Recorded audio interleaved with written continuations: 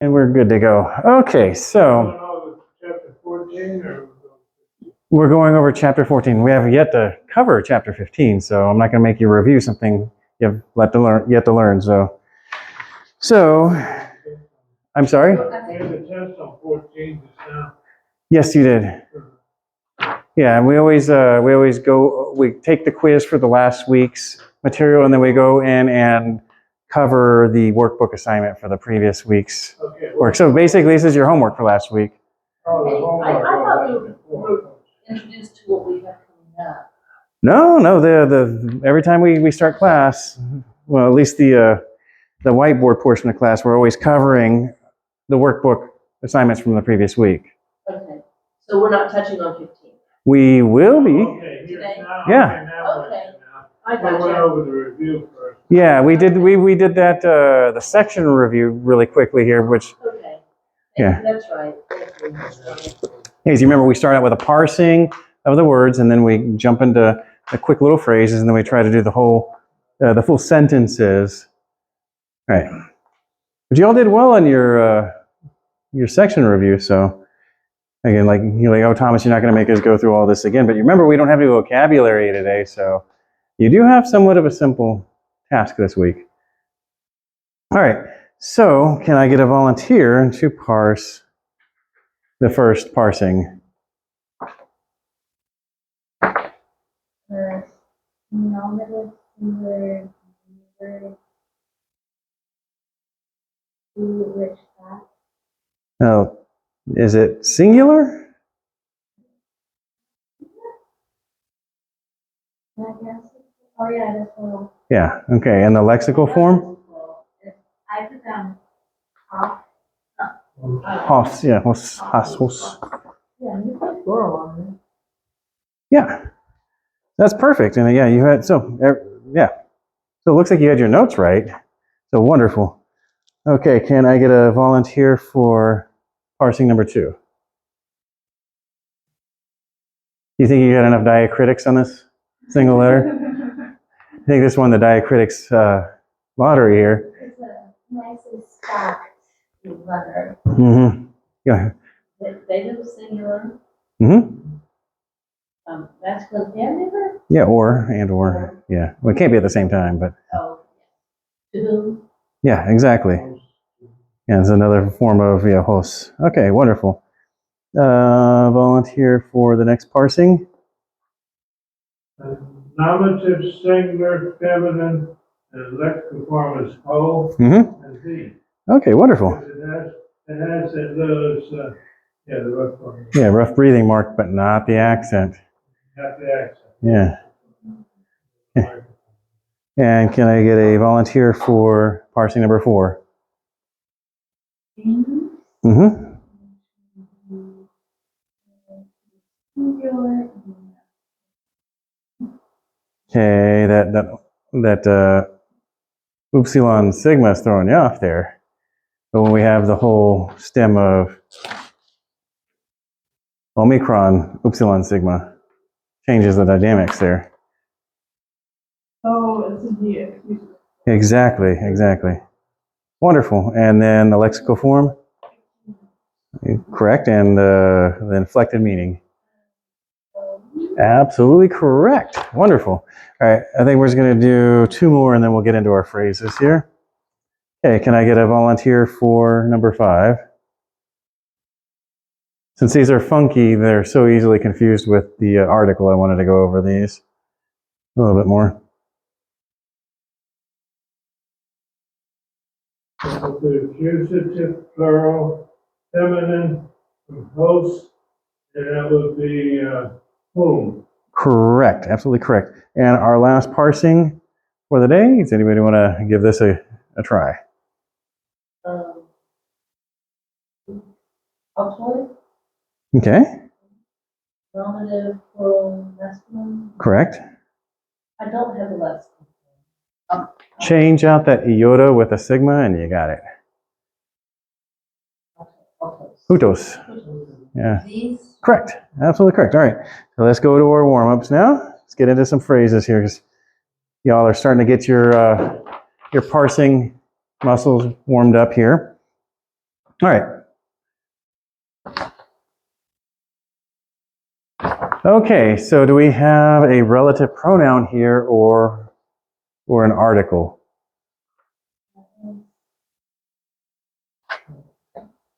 Article.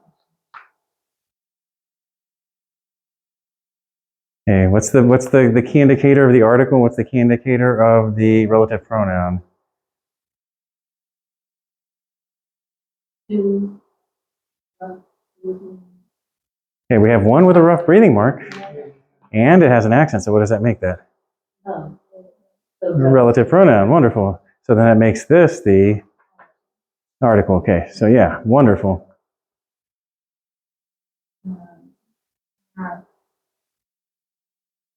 And this, you just parsed this one, Rachel, earlier. So Oh. Yeah, that one.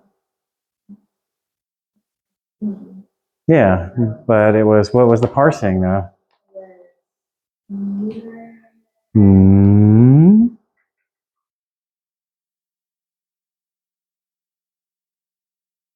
No. Well, more to the point, was it singular or plural? Okay, wonderful. All right, so we know that then that's going to make our noun here plural. Okay, and do we remember what the meaning of this noun is? Promise. Nope. That's Right. Yeah. nope. Well, yeah, it could be. Yeah, it could be. Yeah, miracle. Yeah, excuse me. Yes. Yeah, the signs. Yeah, the signs plural.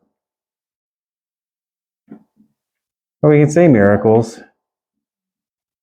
It's not going to be enough. That's a relative pronoun. So we got a relative clause here starting here. Yeah, it could be that. Yes, it could be which. Yeah, that or which. And then it's going to be, depending on the reference here, is we already know was doing the signs which. So then what we need to do is figure out. Yeah, but then is it referencing? Is this verb modifying the signs? Is this going to be? Is this going to be the what do you call it? The object of the. Then the object that the verb is modifying here. Or do we just kind of have to infer it? Yeah, I would just assume Yeah. established he or she's Yeah. outside of this Yeah. example. And outside, unless you're wanting to get into pagan religions, it's not going to be an it. So, all right, wonderful. So, yeah, what I got translated is the sign which he was doing, because obviously, this from the Bible's referencing the signs which Jesus was doing. But that's where context is going to come into play, which is going to be part of our lesson a little bit later. Okay. You just said this word just a few seconds ago, Rachel. Yes, yeah, this is promise. Okay. So where is our relative pronoun here? You got the clue. Yeah, exactly. So we've got all this forward is going to be the relative clause. Yeah, all the way to the end, right? Yep. Yeah. Okay, so we already know this word. So what do we know this is, because we've got only a rough breathing mark, we know that that's going to be an article, right? The promise.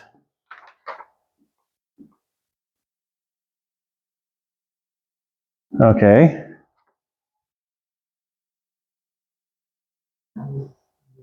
Yeah, that or which. Yeah, let's do that for now just to make it correct. Yeah, so we got this also duplicated here, so we just go promised. Exactly, to us. You're only getting great at this. Awesome. You're going to run into a lot of this, especially with pronouns. You're not going to run into a lot of where you're going to have he, she, or a lot of times you're not going to run into the he, she, or it, but you will run into it. But because you can have, in Greek, it would make perfect sense if you get rid of this. The sign promised to us. Well, yeah, because the he is built in here, but the clue to he is built in here because Gotcha. you have to have you have to have your subject here, which, well, you actually technically, the promise, because this is a clause on its own, and this is a clause in its own. So this is what the verb is referencing. So, okay, wonderful.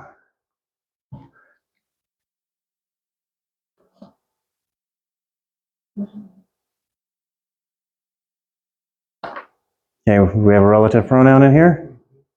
Host. Host. Yeah, actually, this whole phrase is a relative clause. Yes. So, host, what does that mean? Who? Exactly. And Will prepare. yeah,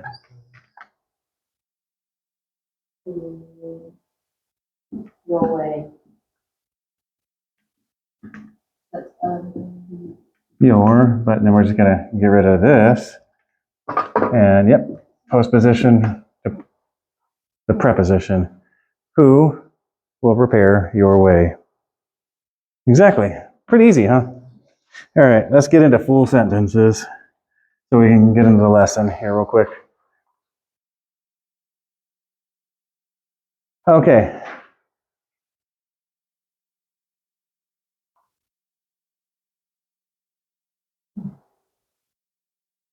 Do we have a relative pronoun in here somewhere? Yep, exactly. So we know moving forward that's relative clause. We just had this for vocabulary here.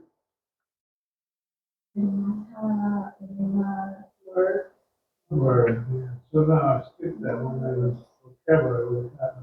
Oh, we're looking at the wrong. This is actually plural, the words. Yeah, that I have spoken.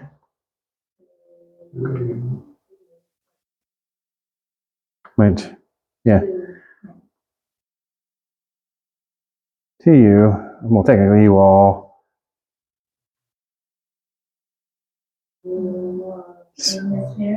Spirit.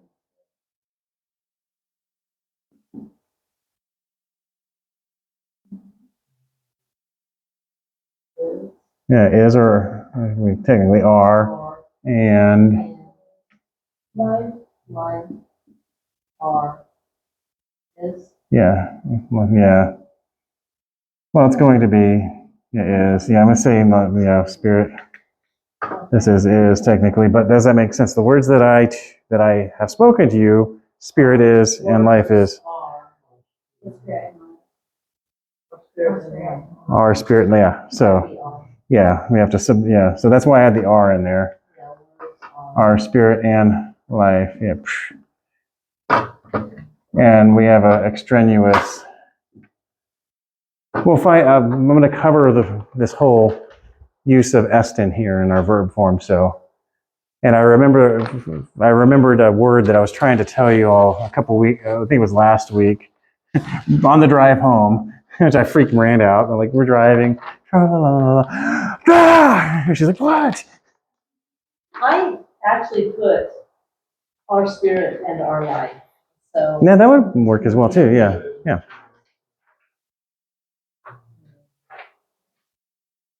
Yeah, what you're going to be starting to realize is the word-for-word translations are really hard.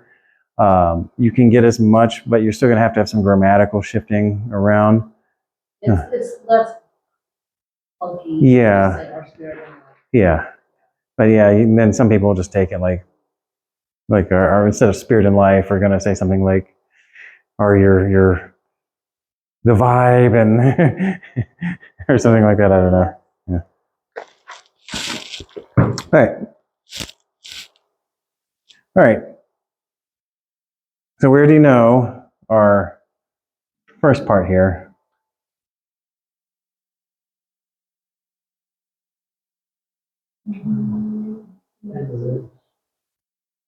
Message? Word scripture. Yeah. Scripture would be better. Yeah, this is writing. Yeah.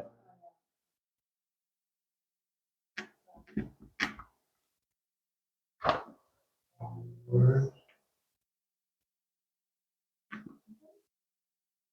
Words. Well, this is in dative. And to the word. Yep, there is our relative. Yeah, which? Jesus. Yep, exactly. I didn't write mine out. I said that. Oops. Yeah, well, it said the Jesus, which he said the Jesus, which wouldn't make any sense in English, but which Jesus said. You could add the to in here and still make sense in English. They believed the scripture and to the word which Jesus said, or and in the word which Jesus said would probably make.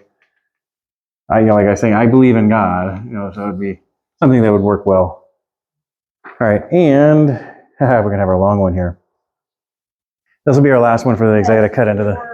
Actually, we still got plenty. No, we got plenty of time. What am I talking about? Right? Four relative clauses. Let's see here. Let's count them. First one here. Yeah, where's our next one? Here. Where's our next one? Yeah, it looks like we only have two. Where's three? There's one. In Yours say? Is that one on the last row? Who? Nick. Who? Oh, Is that? no, that's not. No. That's not. That means not. Yeah. Okay. I messed that one up. Okay, so we already know this part. I make known. But we got our post, but I make known. Yeah. Well, I think we want to do that. The Texas flair. I made no deal. All right. Adelphoi? Yeah, exactly. Okay. Yes. The gospel, the good news. Okay, now we got a relative clause. Which or that I preached. Yeah, so we get that which. Yep, yeah. To you, to y'all. We'll get the Texas flair in here. Then we've got our, wait, let me stack that up on top, so I'm just going to run out of space if I don't. Notice how quickly y'all are digesting this? Here's another. What's that? It almost feels like we could start and just. Yeah. Well, you can do it this way, and which you received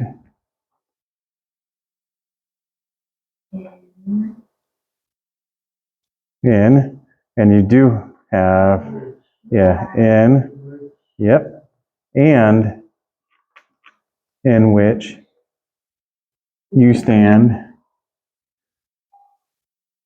True? Yep, well, yeah. Not real. And, let's put our and here, and Yeah. through which, because remember we do have the accent and the rough, and through, we have the rough breathing and our circumflex, so that is, So that is. yep, that is, yeah. You are saved. And then to make this all a bunch easier, I did a breakdown here. But I want to see if y'all can work through this. This is fairly easy. Yeah, in the book, I could see that other one in which there, but I didn't see the little circumflex on the screen here. Yeah, that third one in which. Yeah. In which, the third down the bottom of there. In which. Yeah, so here we I have, had a mark on the top of it, I couldn't see it. Yeah. Circumflex. yes. Now circumflex isn't, you like think, is that an accent? But yeah, it is. I see it. Do you remember the early classes where the acute was low to high pitch? Yeah. And the grave is high to low, circumflex is, yeah. So if you want to do the Swedish chef kind of function. So here we have all of our relative clauses broken out for you here. So, And I make known to you, well, we have, yeah, but or and I make known to you, brothers, the gospel, which I preached to you, which also you received, in which you also stand, and through which you are saved. So we have all four. So you were actually right, Liz. I wanted to see if you were going to call them out. So we have, and that's one of the things I love I about. just sat over here. Yeah, that was on me. She tried to call out that last one, but I was like, no, that's just a shortened version of poop. I have them all. I'm waiting to see if your confidence is starting to boil up here. That's what I'm glad to see.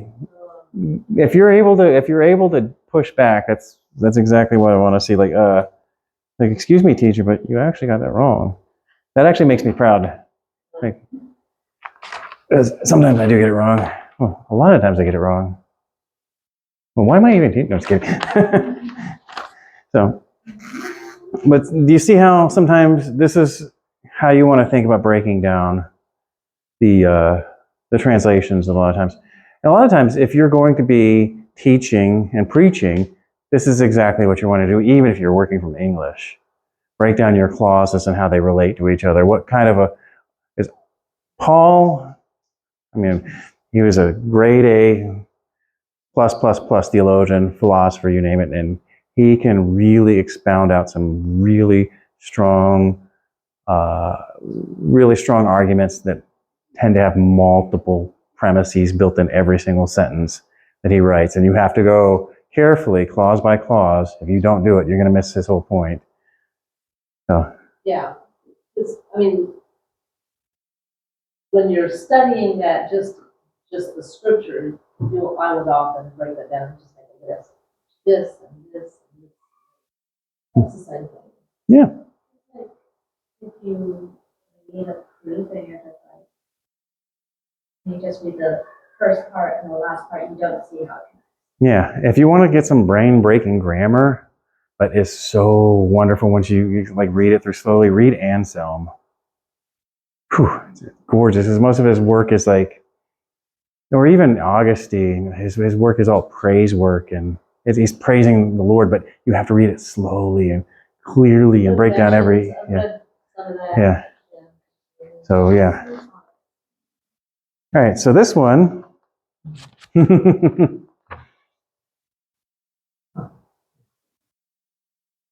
this one's going to be, my giggle should be. My giggle should be a clue. This one's going to be a little bit of a tough one. The short ones are the tough ones. Want to say again? Yeah. Did you say but? I have by. Would it be By the but? grace of God. Yeah. Yeah, of God. I am what I am. You got that quick. Wow. Yeah, and by, yeah. So we have our relative clause, I am. And so this looks like a lamb. Yeah. I am. Yeah, what? I am's what I am's. Yeah. I was hoping that would throw you off for a loop there, but no. You got that really quick. See, Liz, and you're worried? I have it already. Well, I know you got it already, but still. All right, because somebody's been quiet. Ruth?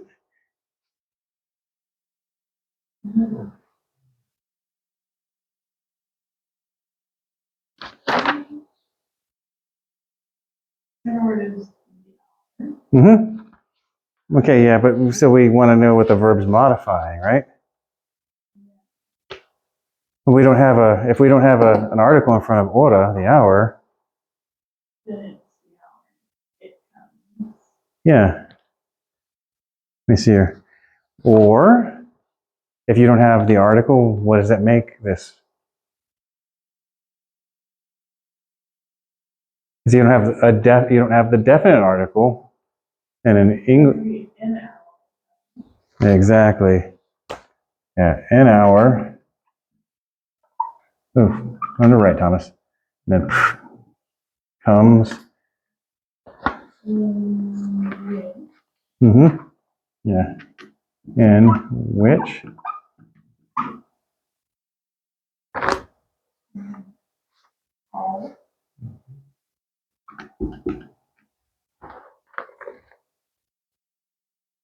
Okay, so we have an article there that's a stand-in. It's going to be a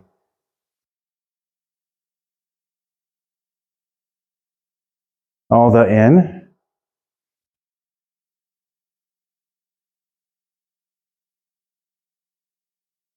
We have an article standing in for a pronoun.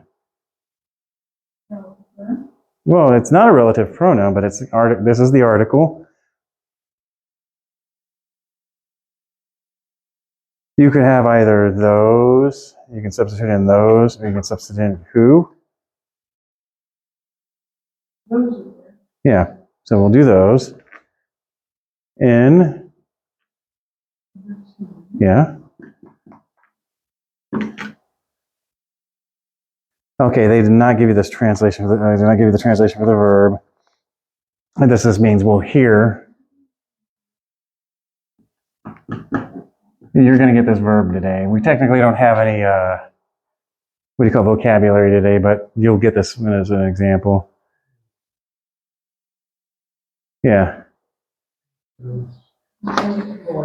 Yeah, this is his voice, but yeah.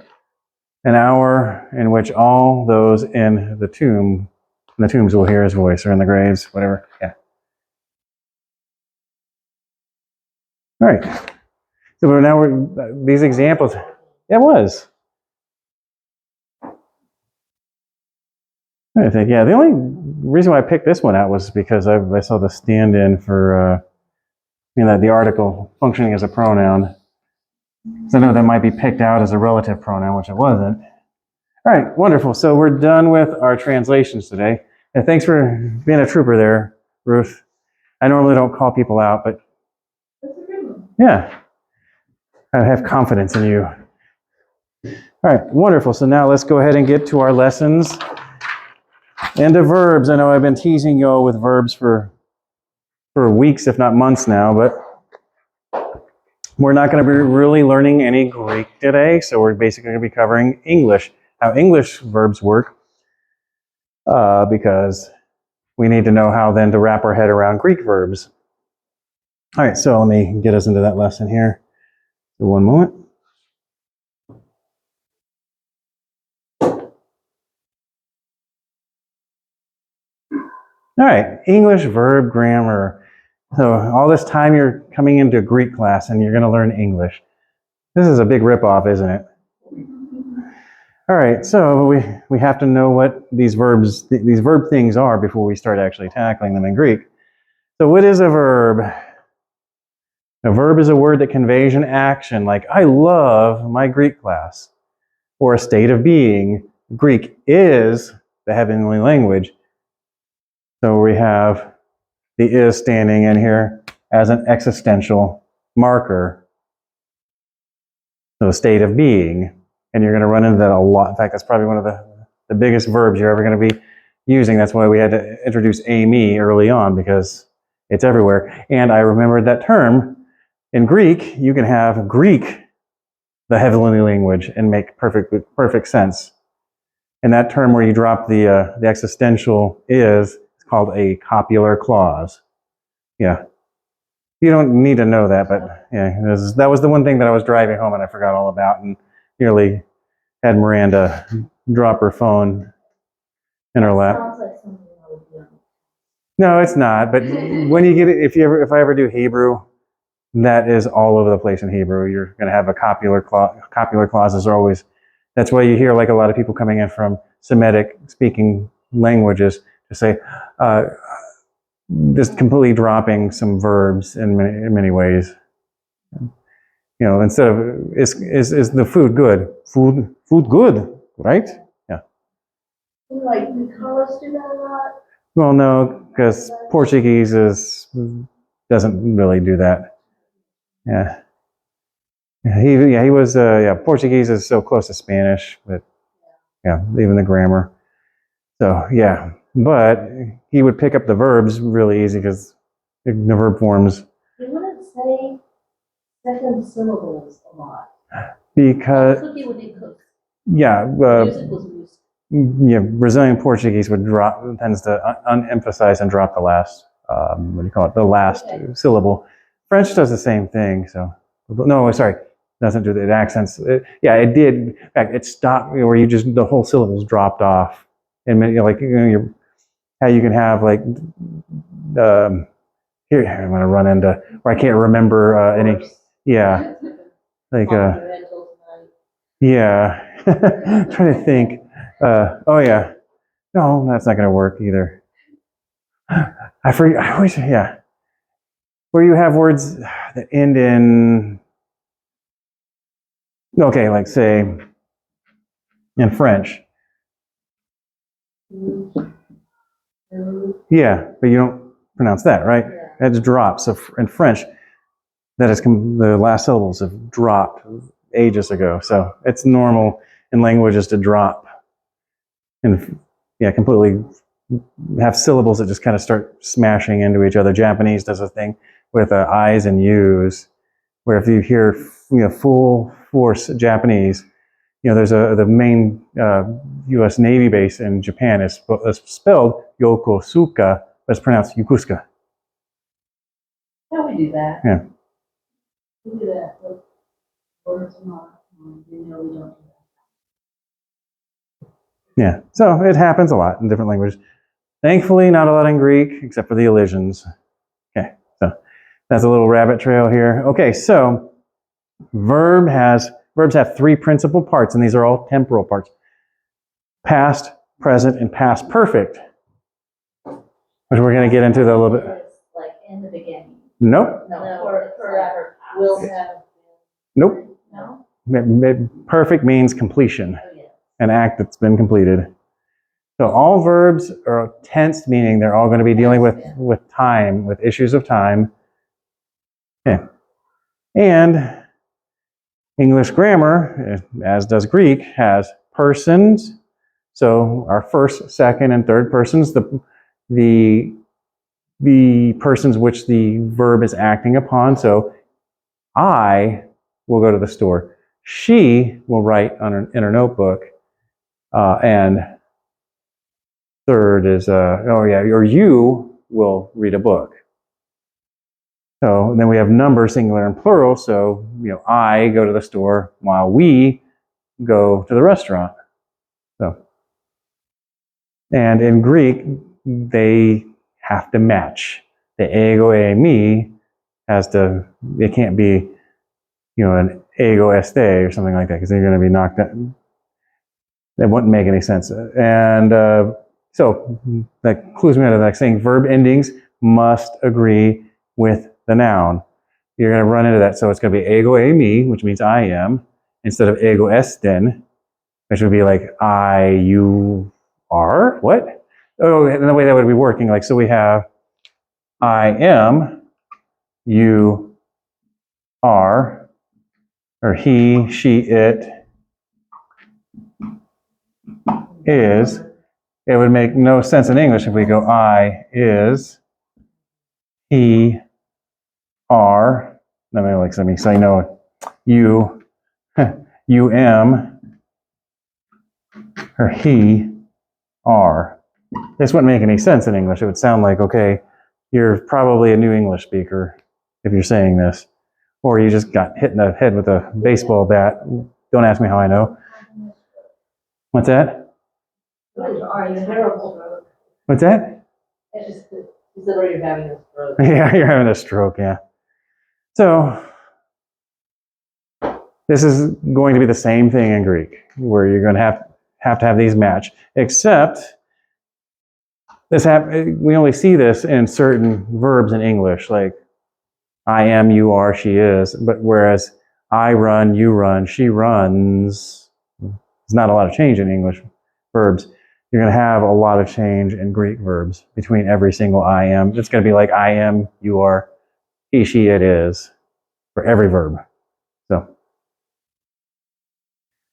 So all verbs deal with tense, well, time and tense. So time, a verb either describes an action taking place in the past, in the present, or the future. And this is something that you want to start looking at. This is when I think of verbs. So we have past, present,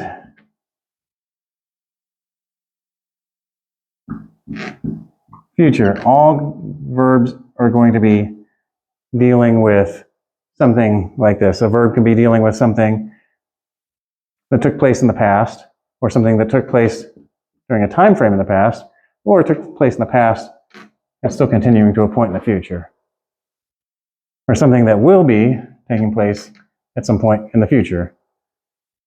And you've noticed all the modification that I'm having to do, something that took place in the past, something that will be taking place in the past, but continuing, something that will be taking place in the past and continuing into the future, and something that will be. I'm having to use tensed English verbs in order to even describe that little chart there.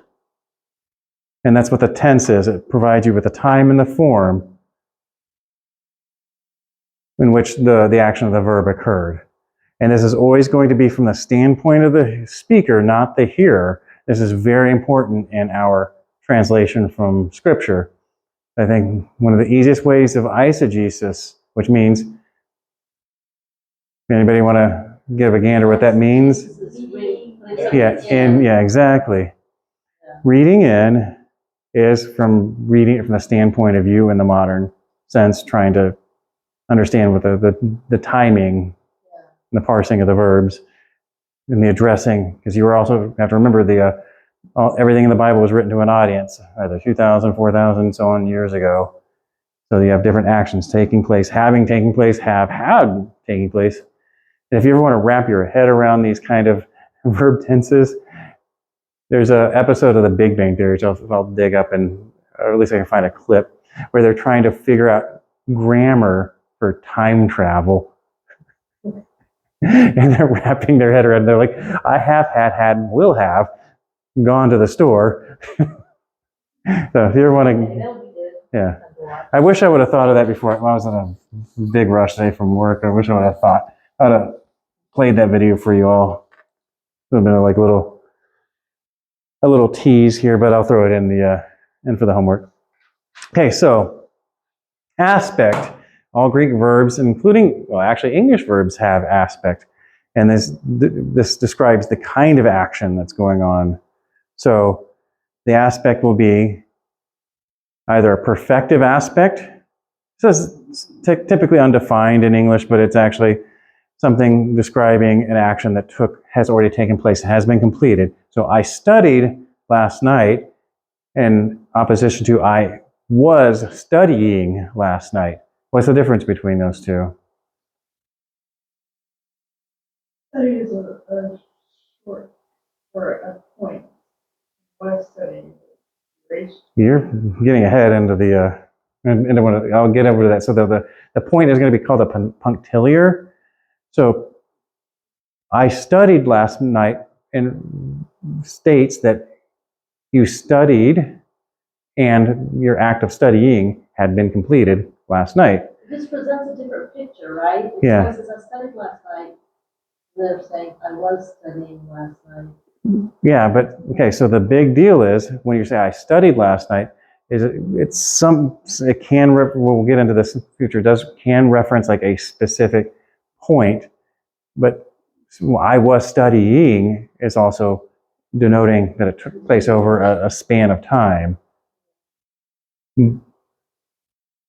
but doesn't infer that you were finished with your studies either. So the way you want to look at it is the perfective aspect is as a whole, something that had taken place and has been completed. And it doesn't reference necessarily a specific moment in time. It can reference a whole time frame. So we'll get into that in a little bit. So this is something it's a simple action, and that's typically, I studied would be the simple past. It's an action that's been completed. It's a snapshot of an event. So if you want to look at you're in a helicopter, you're hovering over the event. You're on the outside of the action. You're not in the action as it's taking place. Whereas I was studying last night is in the imperfect aspect. So it's a continuing action, something that's still was taking place over a span of time, even though this isn't our past. So this is our past imperfect. So if you want to think of this as a movie being played out in front of you, whereas you're part of the parade, you're being drawn into that action as it was playing. So you're inside the action, even though you're still the reader. You're not the author. You're just being invited in to watch this movie that the author is describing to you.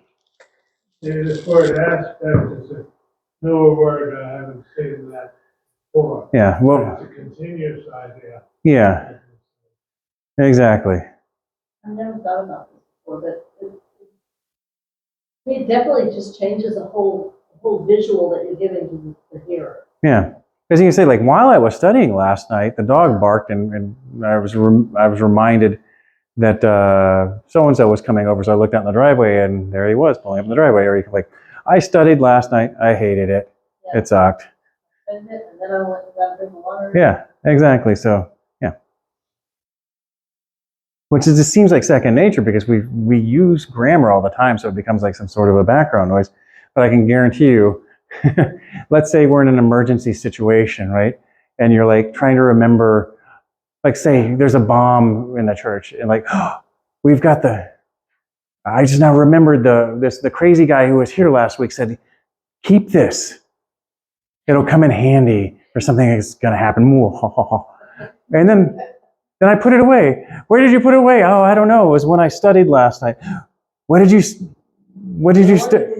Yeah. Well, was it when you studied? Were you already done studying, or while you were studying? This is important because it tells you which room you're in, and stuff like that. Remember, woman? Oh, it was while I was studying. What room were you studying in? The pastor's office. It's yeah, exactly. So grammar can save your life.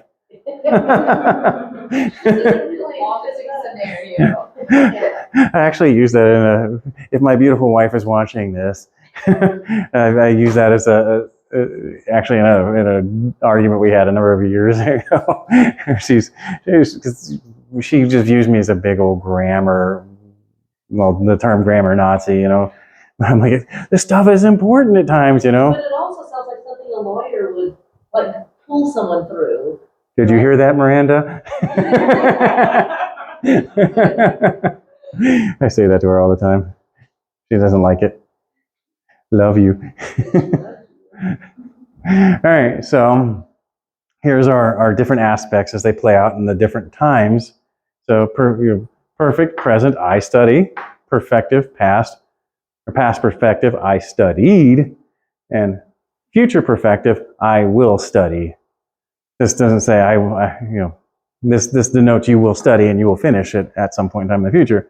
Whereas you have your present and perfective, I am studying. You're still in the middle of that act of studying. Like, what are you doing, Rachel? I'm studying my Greek. Past. What were you doing last night up so late? I was studying, Mom. And then future. You better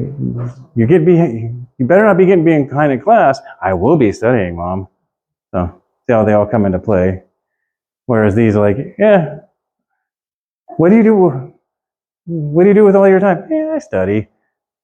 Like, are you not going out of the house, Mom? I studied. I'm good. All right. So you get all that. Yeah. Okay. Now this is what you were referencing. The punctiliar action or aspect, should I say? Yeah, punctiliar. This is what you're going to be using the perfective aspect in Greek. But we, as the modern reader, are going to look at an action like saying studied and think it just took place. Boom, right then and there. Like you're Neo plugged into the Matrix. I knew Kung Fu. Whereas in the real world, you would have to go through years and years of training in order. So you can say, I trained for Kung Fu. Didn't mean you just got a download from the Matrix. It meant you went through a whole process of training, or we're using studying here. The bat hitting the ball. Normally we think of a punctiliar as a specific point in time, a bat hitting the ball. But in many other verb aspects, these verb aspects take place over a point in time. But we don't want to look at the perfective as only a punctiliar, but normally when we're looking at perfective aspect verbs, they are going to be seen as a punctiliar, but don't get stuck in that. Because the important term of exegesis, not eisegesis, reading it what we think the text means due to our understanding of grammar rather than what the author was intending. And you're going to typically pick this up from, as the biggest word that's always going to be in any of your Bible study and your scriptural, your biblical interpretations. What are the three most important tools in biblical interpretation and exegesis? I don't know who is speaking to. No. Context, context, context. Yeah, that's always going to give you the clue. I have heard that before. It's like, the rules for, what do you call it? Real estate, location, location, location, yeah. Okay, so, and now we've got something interesting. Voice. It's the relationship between the subject and the verb. We use this in English. You may not be aware of this. So in active voice, the subject does the action, whereas in passive voice, the subject receives the action. So the active voice would be like, Ruth hit the ball. But the passive voice would be, Ruth was hit by the ball. Technically, no, to make it more the passive voice, would be, the ball was hit by Ruth. So that both mean the same thing. Ruth hit the ball and the ball was hit by Ruth. So the second would be a passive voicing. You kind of get the idea? The passive is basically where you take the, you reverse your subject and object. But Greek has also a middle voice. We don't have that in English, and that's going to be probably one of the hardest things to wrap our heads around in doing our translations. Which I'll explain more in depth when we get to that. I don't want to break your brain on that right now. Not brains, TBA. Yeah. Oh, TBD. Yeah, TBD.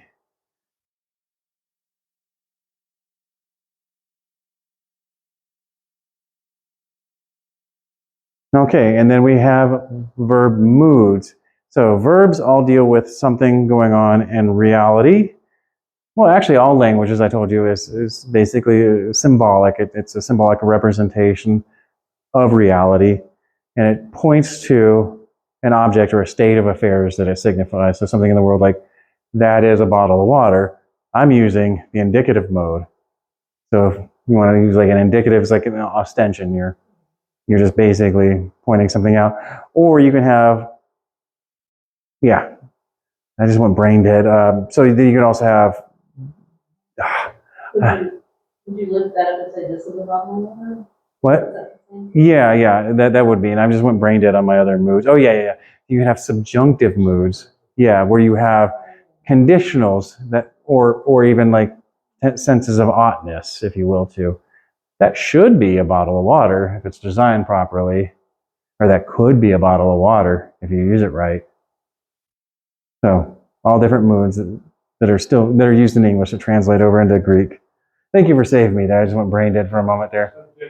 If you continue my word, yes, exactly. All the if then conditionals, if then conditionals will be all subjunctives. So all the Molinists out there, everybody smiling.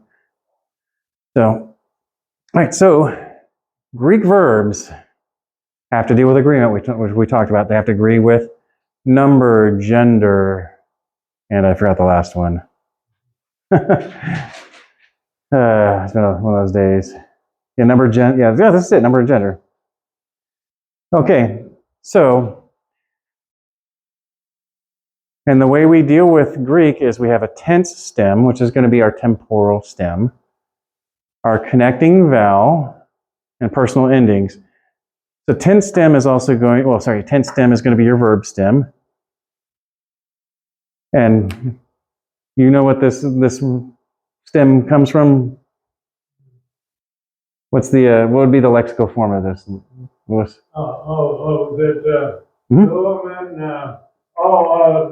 Luo. Yep. And what does it mean? I lose or I lose. Loose, yeah, loose. Or I was losing. Well, it's not lose. It's not like lose as in like I lost a lot of money. Well, it could technically mean, it means more like, Losing or yeah, it's more like, Bring up, no. If you ever hear archers, like watch old, what do you call it, war movies, knock your arrows, draw, loose. Yeah. Yeah. It means more like the release. But yeah, losing is more of an active, where loose in the Greek form would be more like, well, yeah, it's more of like a release, if you will, rather than something taken from you. It's more like something departing from you, if that make any sense. But anyways, yeah, it's getting into pedantics there. So you have your tense stem of luo. The omicron is a connecting vowel, and then the personal ending.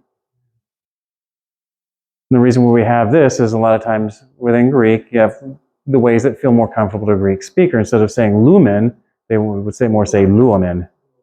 Yeah, that means we loose. Yeah. So this is going to, once again, we're going to have stems here. So we're going to have verb stems here rather than noun stems. Typically a connector, like in, so we had, say, for our verbs, we knew this was the real ending, but this was a connecting vowel that we would, and then the real stem was something more like that. and then so what's the ending? I'm sorry? You said you've got the stem, the Yeah. connector. Yeah. This is the stem, this is the connector, and this is the ending.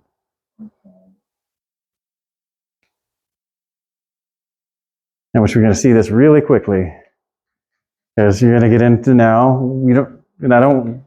Y'all aren't going to have to memorize this for now, because we're going to be getting into this more next week. So this is how Greek grammar agreement works. Pronounce this and see if you can figure out what this verb means. Don't cheat. Don't lead them off, Lewis.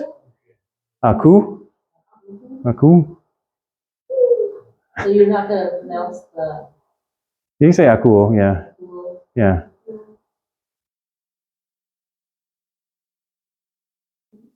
Nope.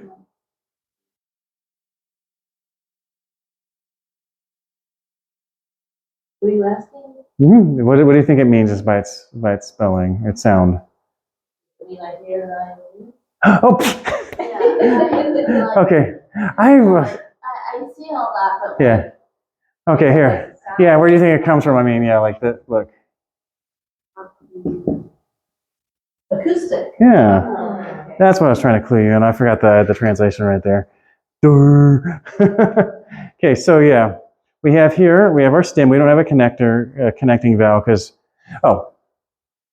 little aside, the lexical form of every Greek verb is always going to be the first person singular. The lexical. Yeah. Yeah, because normally in English you would have here, or typically to here, which is the infinitive. And in like Spanish, you would have oír, which is in the infinitive form. In Greek, the infinitive form gets parsed like a noun, so we can't do that. So we just do the first person singular as the lexical form. Because otherwise, the lexicon, trying to find your stem off of the infinitive is going to be really difficult to do. All right, so here we have our agreement. Ego akuo. We can see that.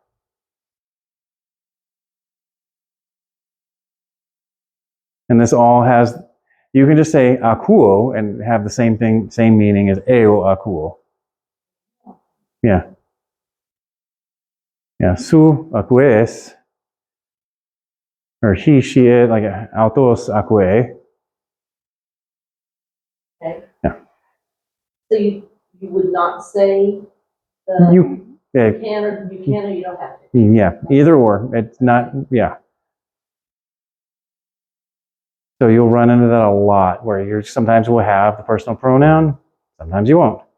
And it doesn't really make a difference. Just the understood. Yeah. I think sometimes it might just be for emphasis, but really, I've not really seen anything where it gives a lot of extra meaning. I think it's probably more like patterns of speech, like we were talking about different parts of the country that seem more comfortable, that might change over time. So.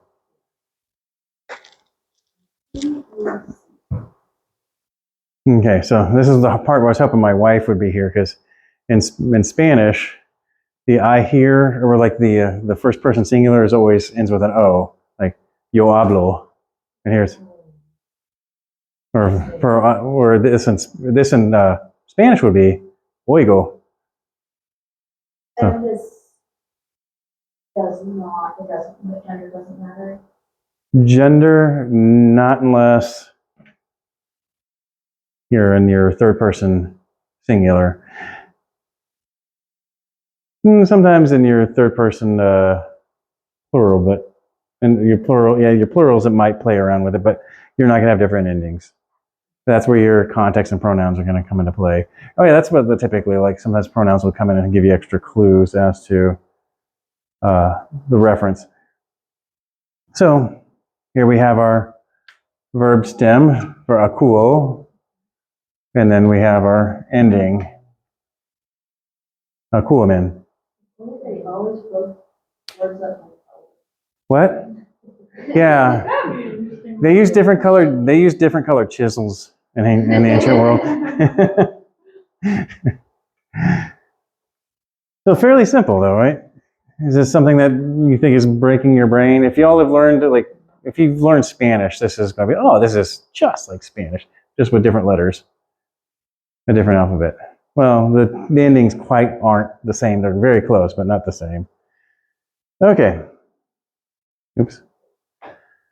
So our parsing, and say this word, for example, legate. We're going to parse our person and number. If you remember the previous chart, you would be able to tell this is going to be a second person plural. So we've got our, comes from the root verb. Yep. And what does this mean other than something you step on that your kids leave on the floor? Say, to say, or I say, yeah. So second person plural, this is second person plural, so we're going to call this.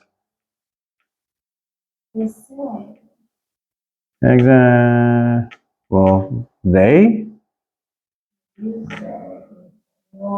Yeah, you also get our Texan in there, yeah, so y'all say.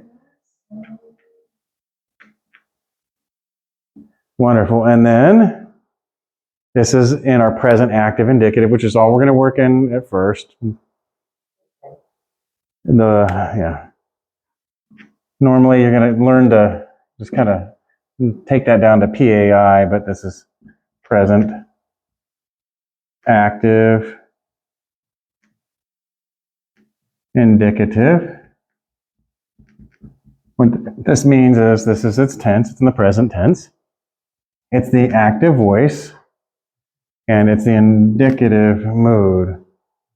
So present meaning like the y'all say rather than y'all were saying, or y'all said, or y'all will be saying. And the active, so it's the y'all say rather than, how to put that in a passive voice.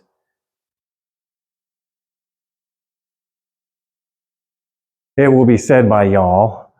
And then the indicative rather than the subjunctive, you may say, or you might say, or if you say. And then we have our this is our lexical form up here. Lego, and the inflected meaning we already have, y'all say. Getting ahead of ourselves again. So, does this make sense? Do we have any questions as to what all this? No. Okay, and I've got this term morpheme in here. I've dropped it before in our class. Does anybody know what that means? It's a small unit. Yeah, it's a small unit of meaning. So we have here the morpheme, lambda, epsilon, gamma is the morpheme of the verb stem, and you have another morpheme giving the form to the word, giving the second person plural form. So we've got two morphemes combining together. Two small units. Yes, exactly. Making a new word. Yes. And if you want to just do the lambda by itself, the l, that's a phoneme. Another thing I have, morphine, I haven't heard that one. Phoneme, yeah. Morphine. Morpheme, Morpheus. This is what I'm getting at. It's, Yeah, getting in it. yeah, but Oh, morpheme, they gave you a bunch of morphemes to your. I just started, I said, no more, because I thought I was gonna have plenty when they were along there, then no more, because it's gonna upset me. So if they put you on a morpheme drip, they're just going to be teaching you verb and noun stems.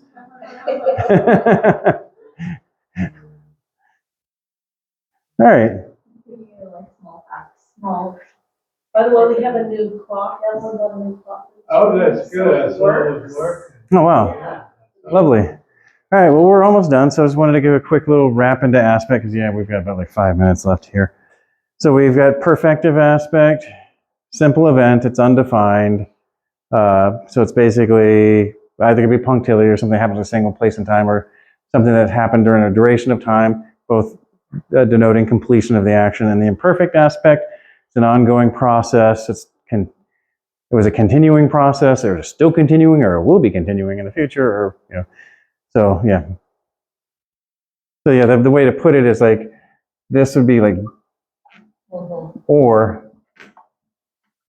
and then the perfective would be something like or,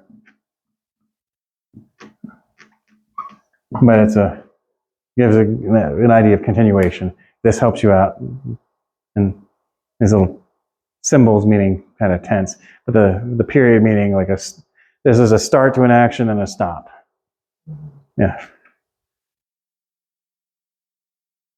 All right, wonderful. So now we've got some of our first exegesis here. So we have verbal forms in here. We've got a number of verbs. What aspect are these verbs in? Can we point out our verbs?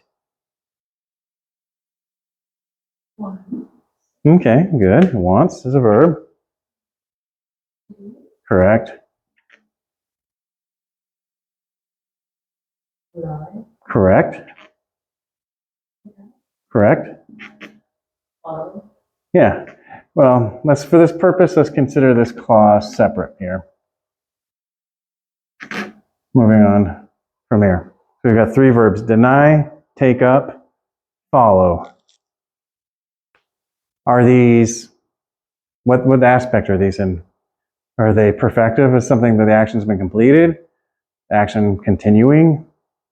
It's to be, Well, how do we know that? I guess it would be, to be, I don't know. It would be like that one. Hey, does anybody have their Bible on them or an app they can open up real quickly? And look up Mark 8:34.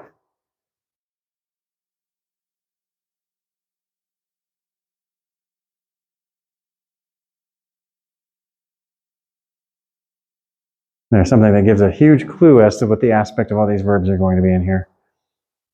Mark. 8:34. So is that in the New Testament? Oh, it's in 2nd Maccabees. Okay. And you have to read it to you? Yeah, please. And calling the crowd to him with his disciples, he said, if anyone would come after me, let him deny himself and take up his cross and follow me. Okay, does anybody got another translation? And when he called the people unto him, with his disciples also, he said unto them, whoever will come after me, let him deny himself and follow me. Okay. I don't have my, I have no, What other version do you want? I got all kinds of versions. okay, well actually read the verse before it, or yeah, I think it's verse before it or after it. I'm trying, the clue is going to be in the context. Okay, go ahead. Sorry. And when they were astonished beyond measure, saying, He has done all things well, he even makes the deaf hear and the mute speak. Is that right? No. Mark 8. That'd be 33, and then Mark 8:35. Sorry. No worries.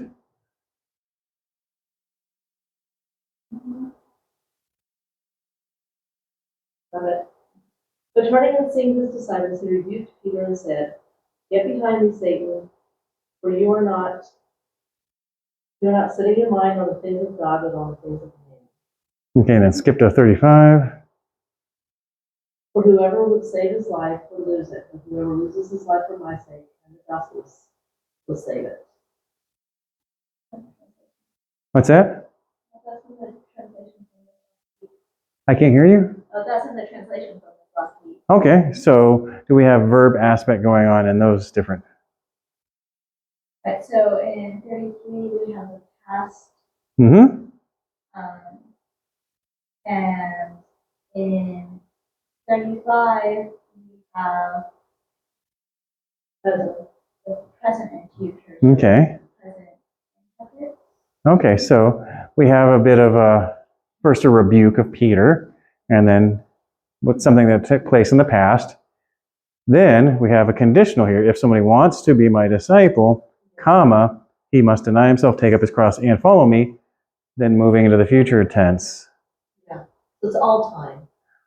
Yeah. Yeah, I wish I would have written. I always forget that I'm so used to going to my Bible app, and I didn't bring my Bible with me either.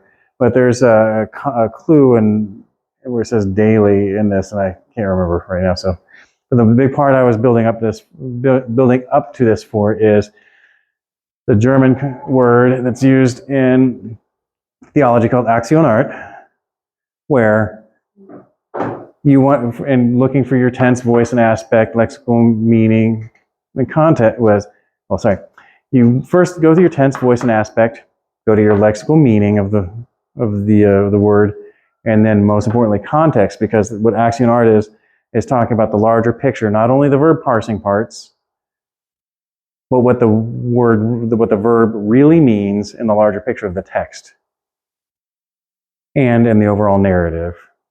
So, this is one of the things we tend to do is like a single verse I can do all things through a verse taken out of context. We don't want to do that in our translating. So even in our translating, we want to go through and have an understanding of the entire passage, and then also the entire chapter, and then the entire overall narrative of that book before we so even if you get your first translation, you have to go back through and oh man, in the overall context of the passage, the chapter, and the narrative of that book. You might want to go back and revise some of your verb translations, like we've had to do in some of our sentence translations. Like, this doesn't seem to work in exactly. Yeah.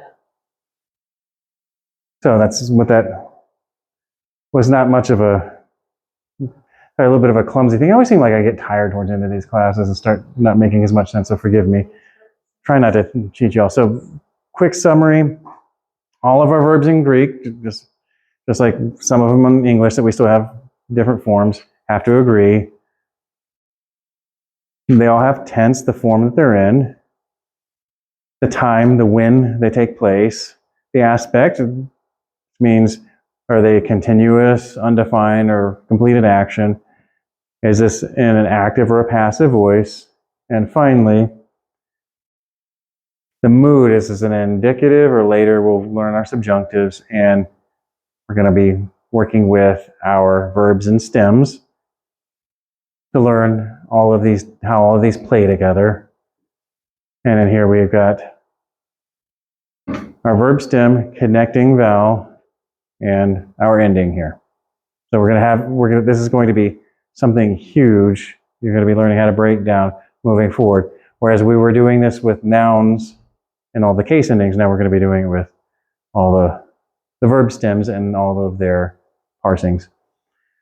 So our parsings and our lexical forms, just like in our nouns, except for these are going to be our verbal parsings.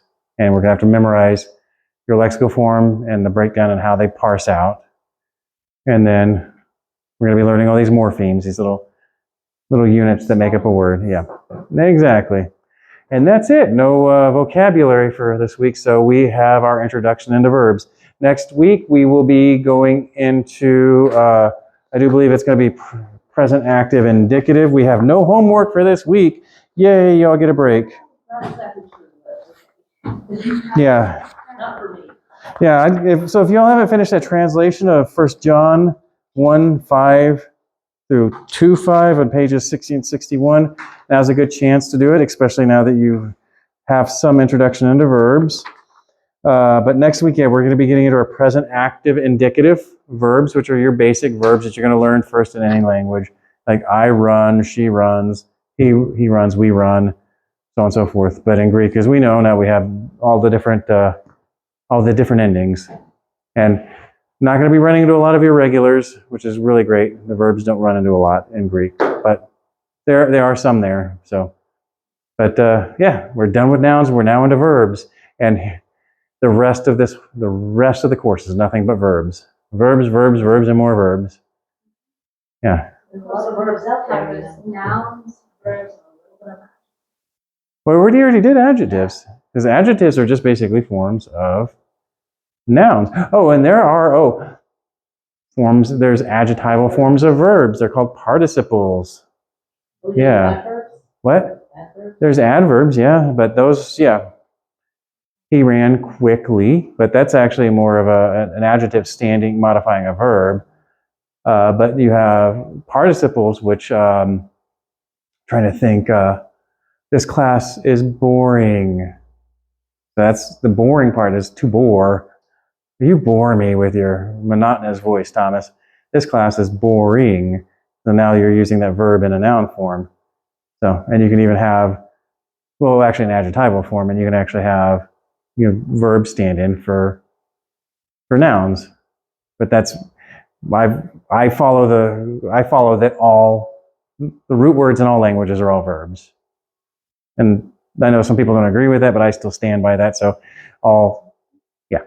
we're going to run that, distinctly run into this in Greek, where you're going to have verbs functioning as nouns in many, many forms. So it's going to be fun. So everybody enjoy your week.